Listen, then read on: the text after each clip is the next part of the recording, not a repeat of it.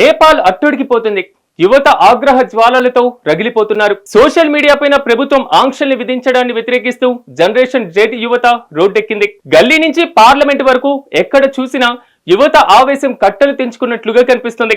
2 రోజులుగా సాగుతున్నటువంటి ఆందోళనలో 20 మందికి పైగా చనిపోయారు, ఎంతో మంది గాయపడ్డారు.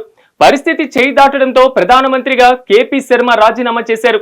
అయితే నేపాల్లో సైనిక పాలన అమల్లోకి వచ్చేటువంటి అవకాశం ఉందంటూ వార్తలు కూడా వినిపిస్తున్న నేపథ్యంలో ఇప్పుడు బాలెన్ షా పేరు సోషల్ మీడియాలో జోరుగా ప్రచారం అవుతుంది. ఇంతకీ ఎవరి బాలెన్ షా? అయితే బాలెన్ షా కాఠ్మండూలోని వైట్ హౌస్ ఇన్స్టిట్యూట్ ఆఫ్ టెక్నాలజీలో సివిల్ ఇంజనీరింగ్ చదివారు. అయితే ముఖ్యంగా బాలెన్ షా తన పాటల ద్వారా రాజకీయ అవినీతి, సామాజిక అసమానతలపైన విమర్శలు చేసి యువతకి బాగా కనెక్ట్ అయిపోయారు.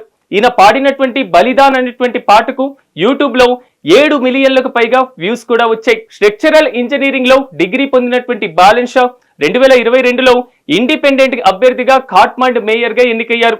ఏ పార్టీ మద్దతు లేకుండా ఆ పదవి నిర్వహించిన మొదటి వ్యక్తి బాలెన్ షా. నేపాల్లో సోషల్ మీడియాపై నిషేధం విధించడంతో యువత ఆందోళన బాటపట్టారు.